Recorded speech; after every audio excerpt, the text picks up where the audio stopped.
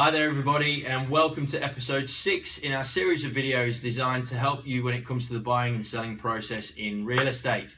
My name's Andy Reid from Stockdale and Lego in Cranbourne, and I'd like to welcome you all to our YouTube channel.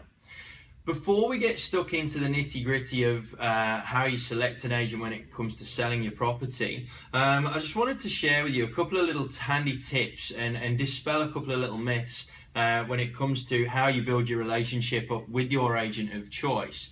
There's all sorts of people, or the naysayers and whatnot, that will make sure that they tell you that don't tell the agent anything. Make sure you don't tell them a thing about what your situation is and all that sort of stuff. They'll use it to their advantage and all that sort of nonsense.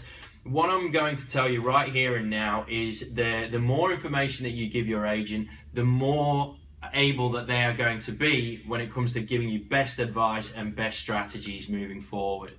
So I've got a few little tips that will help you. If you take these on board, whoever you choose as your agent of choice, you will find that you will both get off on the right foot. You'll have the same sort of set of goals. You'll have the same desired outcome, and you will get on with this process a lot smoother if you take these on board.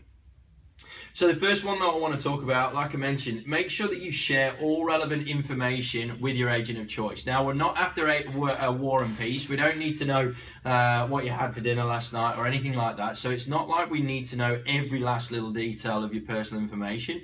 However, any information that is relevant to your decision-making process is absolutely crucial when it comes to deciding what strategy you take, how long you want to try and be on the market for, how aggressive you go on the market when it comes to price as well.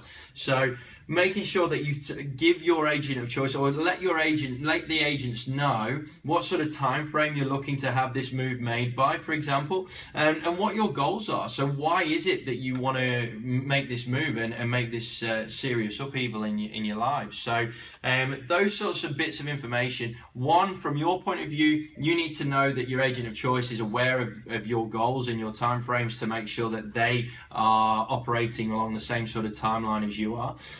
But another tip with that one as well is make sure that the agent of choice has paid attention to whatever your goals may be. I've heard it a few times where they've let one agent or one of the other agents that they've been interviewing know what the situation is, and no one's really paid attention. So make sure that the agent that you do select has absolutely paid attention and taken on board everything that you've mentioned when it comes to your goals.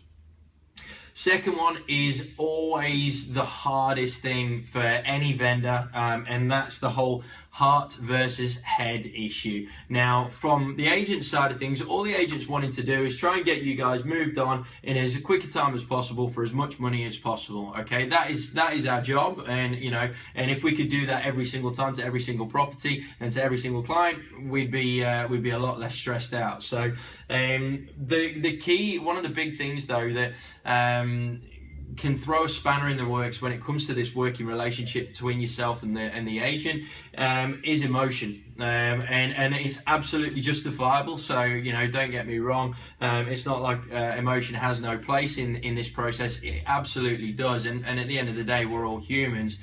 But what you need to try and do is keep a perspective on what the tangible facts are. So number of inspections, what the competition's priced at, how quickly they're selling.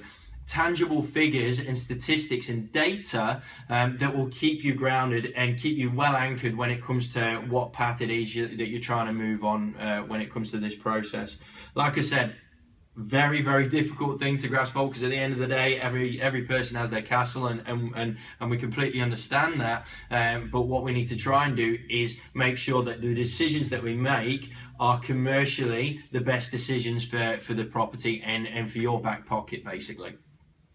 And the last one, and this is such a simple one, but again, so many clients don't realise that they need to be involved with this process. So what that means is, for example, if you were to say go on a holiday or whatnot, you wouldn't just ring the travel agent up and just say, look, book me a holiday.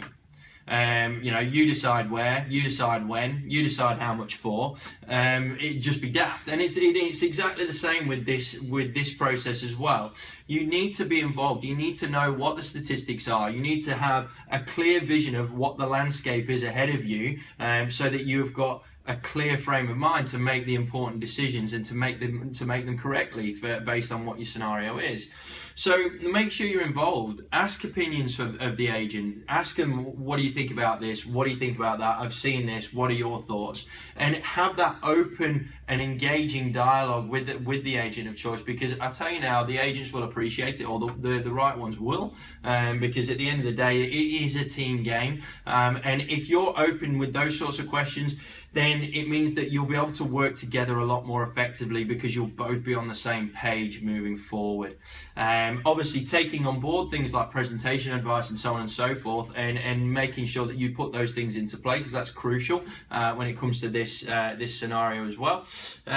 So yeah, just make sure that you're just in tune with your agent, and make sure that your agent tunes into you as well. It was one of my mentor says very effectively, you've got to make sure that you tune in before you broadcast, and the same rules apply when it comes to making this team work and making sure that you get as much money as you can for your home. I hope you found that useful. If you have any questions, feel free to give us a call. We'll look forward to seeing you next time. In the meantime, feel free to go onto our Facebook page.